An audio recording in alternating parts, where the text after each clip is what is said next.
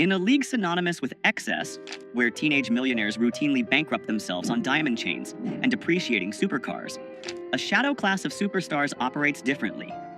From billionaires hunting for Wi-Fi signals to finals MVPs driving rusted trucks, these are the 10 extremely rich black NBA players who famously live like they are poor. Number 10. Trey Burke, the $5,000 man. When Trey Burke was selected 9th overall in the 2013 NBA draft, he was immediately handed the keys to a kingdom most people only dream of. The expectation for a top 10 pick is immediate and visible consumption. The entourage, the jewelry, and the sprawling mansion. The statistics regarding broke former athletes are terrifying, with some estimates suggesting that 60% of NBA players face financial hardships within 5 years of retirement. Burke looked at those numbers and decided he would not become a statistic. Despite signing a rookie-scale contract that guaranteed him millions of dollars over his first few years, Burke instituted a financial lockdown that baffled his peers. He placed himself on a strict, non-negotiable allowance of $5,000 a month. To the average person, $5,000 is a healthy amount of money. But in the context of the NBA, where a single table at a nightclub can cost $10,000, Burke was essentially living on minimum wage relative to his income bracket. This $5,000 had to cover everything. It wasn't just fun money. It was his operating budget for food, gas, clothing, and daily essentials. If he wanted a new pair of designer shoes, he had to check his balance. If he wanted to treat friends to dinner, he had to calculate the cost.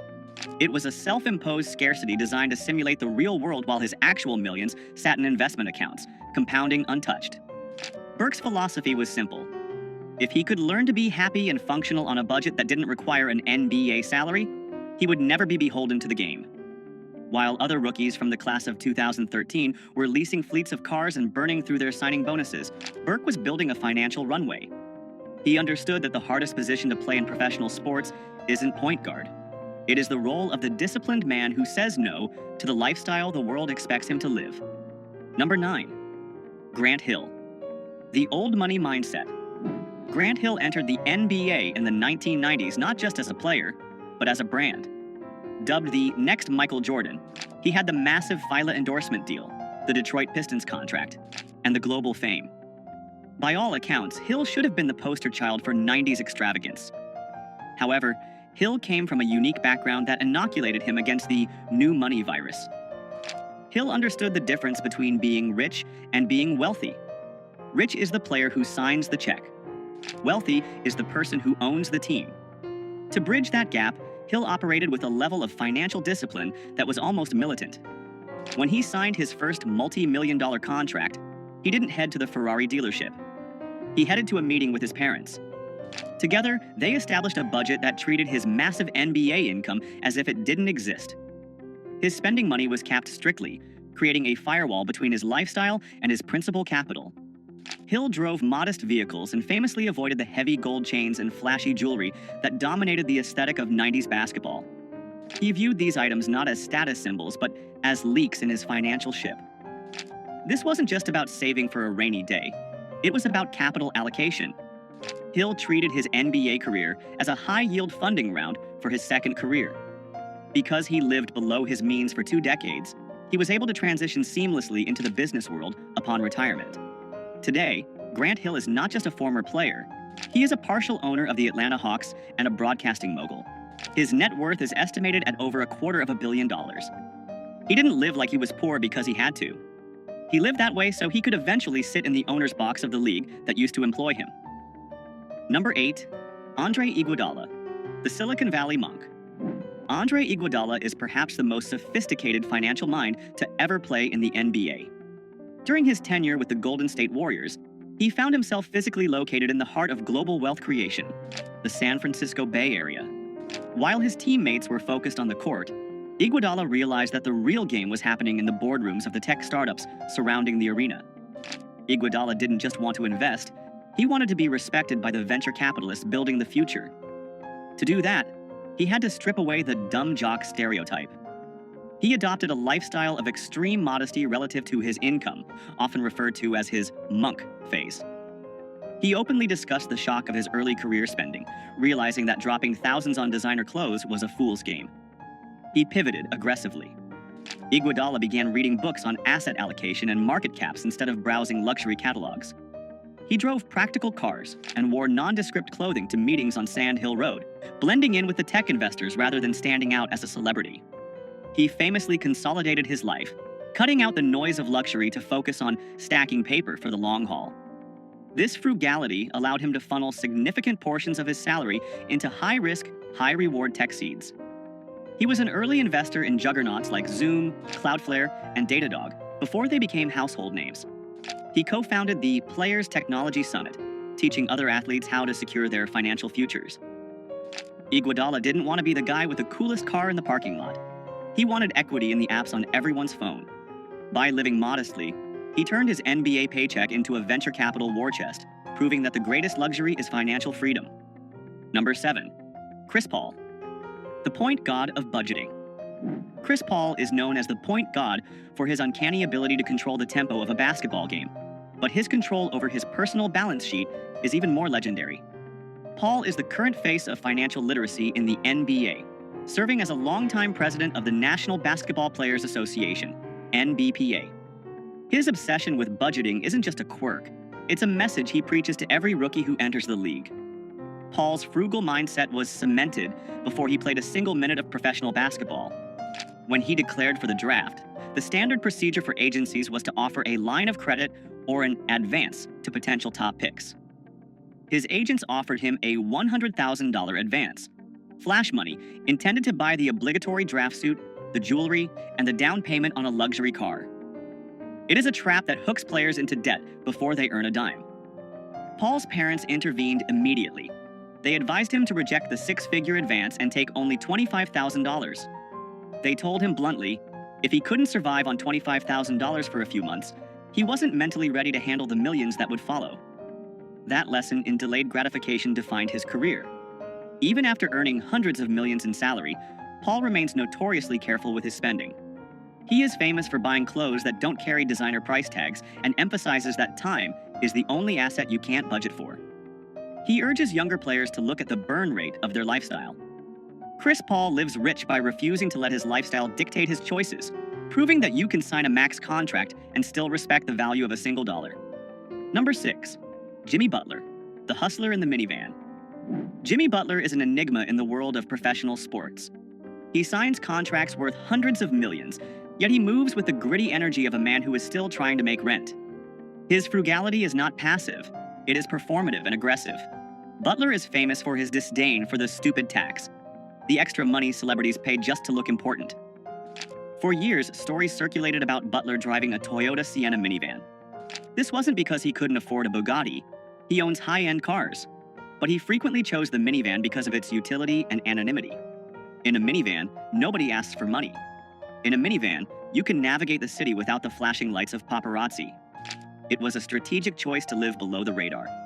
But the absolute peak of his poor mindset occurred during the 2020 NBA bubble in Orlando.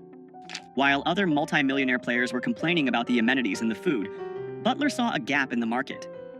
He realized there was no premium coffee available on the Disney campus. Using his own espresso machine and beans he brought in, he started Big Face Coffee.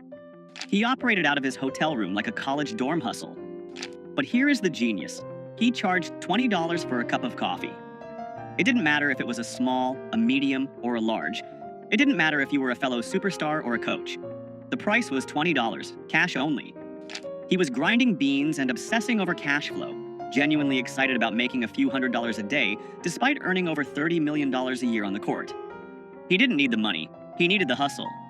Butler lives below his means because he prefers the chase of making money over the boredom of spending it. Number 5. Carmelo Anthony, the coupon king. Carmelo Anthony is one of the most prolific scorers in NBA history. A future Hall of Famer, he has earned hundreds of millions in NBA salary alone, not to mention his lucrative signature shoe deal with Jordan Brand. He has the means to buy entire grocery store chains, let alone the groceries inside them. And yet, if you were to stand behind him in a checkout line, you might see him scanning a digital coupon. Melo has openly admitted in interviews, including a notable sit-down with CBS Sports, that he is a coupon clipper. To the outside observer, this seems absurd. Why would a man with a net worth rivaling the GDP of a small island nation care about saving 50 cents on paper towels or getting a discount on a box of cereal? The answer lies in his background.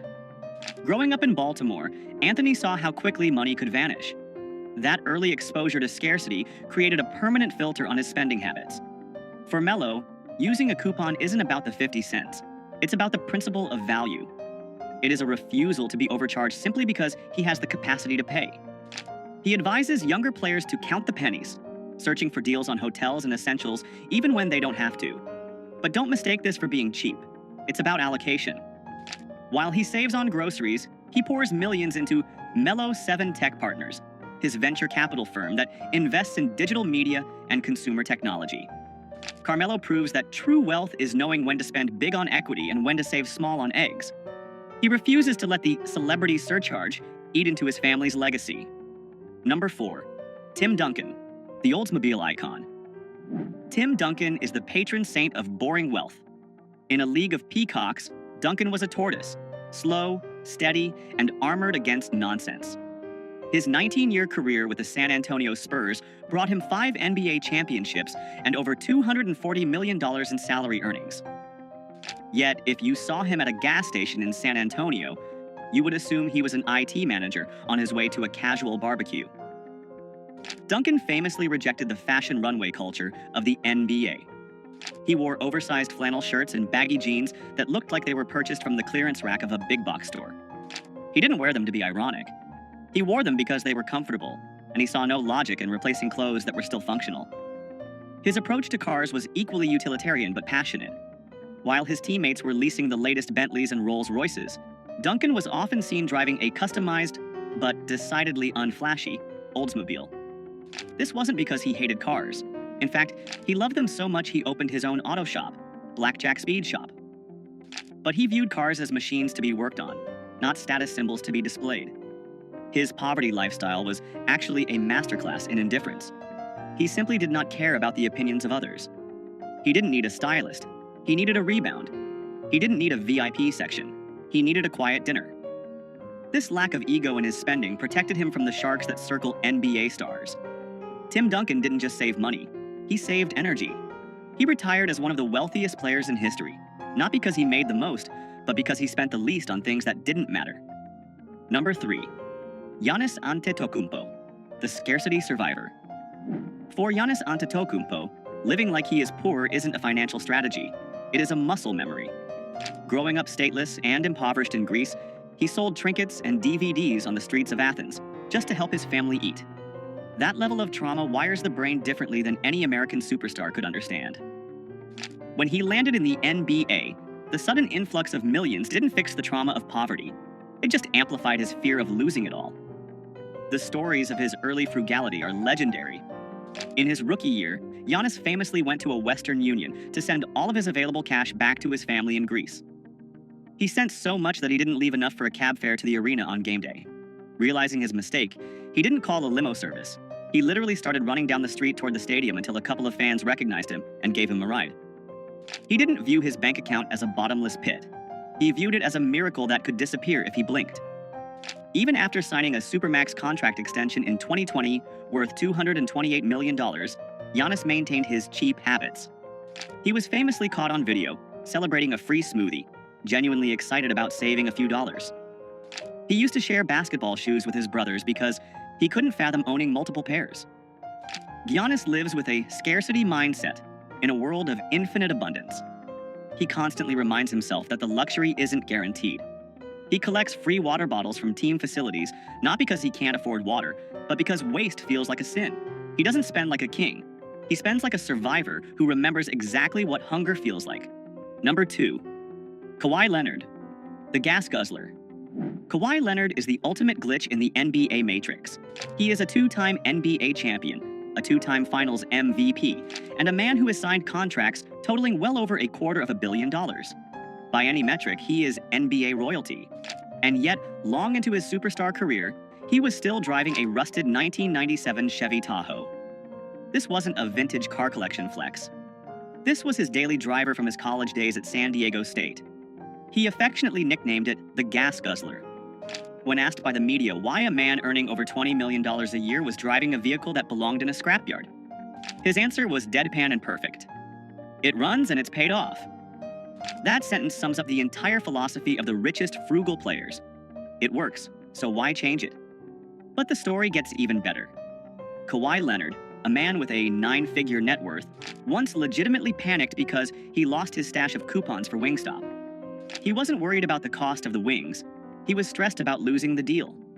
He loves the mango habanero flavor, but he loves the value proposition even more.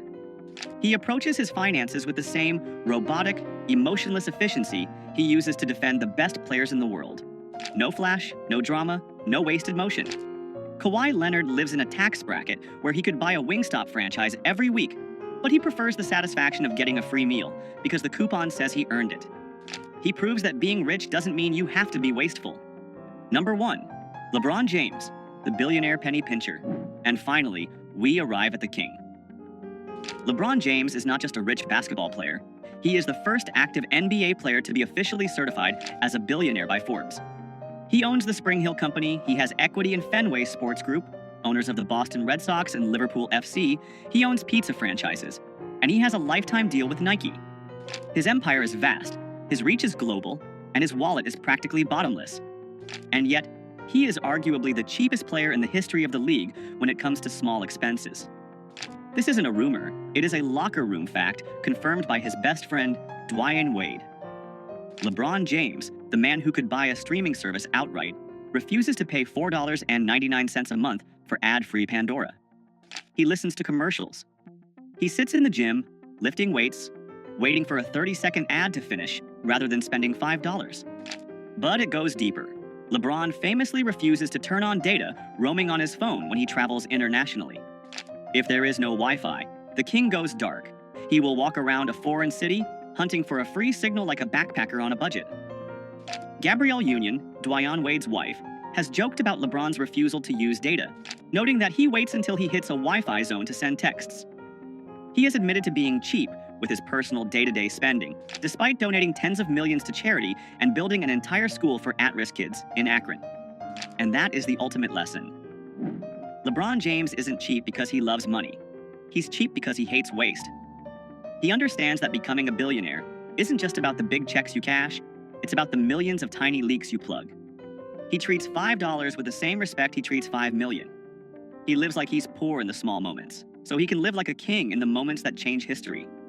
From Kawhi Leonard's rusted Tahoe to LeBron James's relentless battle against data roaming charges, these players prove that true wealth isn't about what you spend, it's about what you keep. Which of these frugal flexes impressed you the most? Let us know in the comments below. Make sure to like and subscribe to Black Status for more deep dives into the mindset of the ultra-wealthy. We'll see you in the next one.